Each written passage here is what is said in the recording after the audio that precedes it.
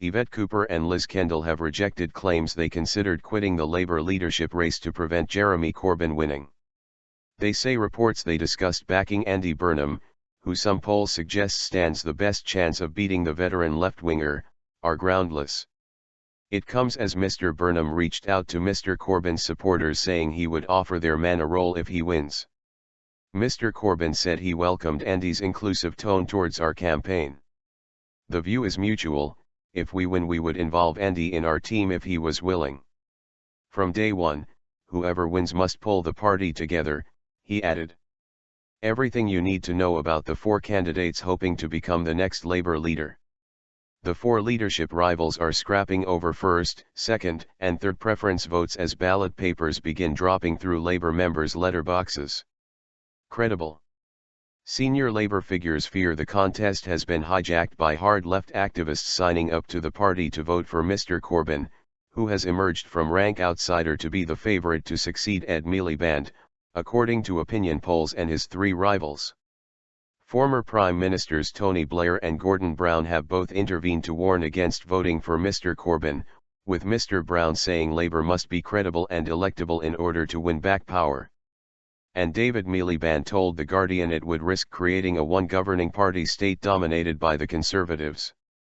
The former Foreign Secretary said he was backing Liz Kendall.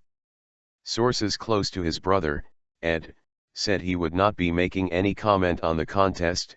He is following established precedent and believes the debate must play out between the candidates. Reports in the Telegraph that Lord Mandelson had approached Ms Kendall, Mr Burnham, and Ms Cooper last week to ask them to quit the race, to bring the campaign to a halt and scupper Mr Corbyn, have been rejected by Ms Cooper and Ms Kendall.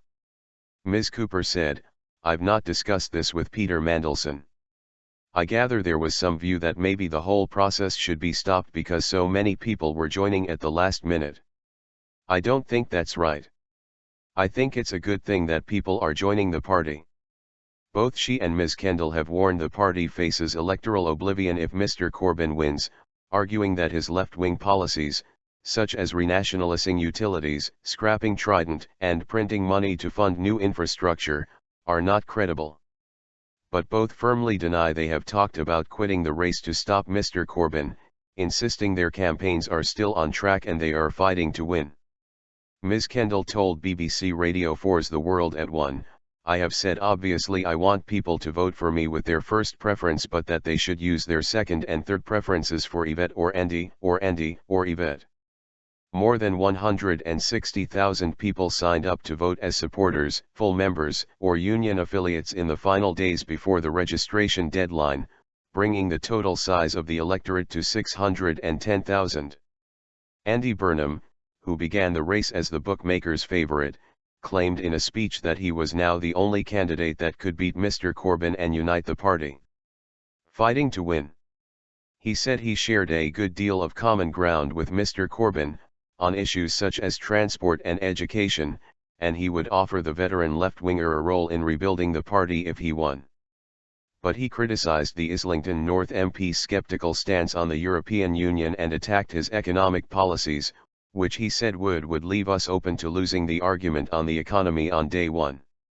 He added, "I won't let our party repeat the history of the early 1980s when we were more interested in fighting each other and we left the pitch clear for Margaret Thatcher to bulldoze her way through Labour communities up and down the country." He said he was now fighting to win this contest with everything I've got because the very future of our party hangs in the balance. He also told supporters he would oppose the government's controversial welfare bill if he wins the contest, saying he only abstained in a Commons vote on the issue, a move which attracted criticism from Mr Corbyn's supporters, to preserve party unity. Deputy leadership candidate Ben Bradshaw said that in his Exeter constituency, it had been found that 10% of new registered supporters had always said they have been strongly against Labour, they have never voted Labour. He told BBC Radio 4's Today programme, "That's a potential problem for the party. The party has assured all of us, the leaders and deputy leader candidates, that it has the systems in place to weed these people out."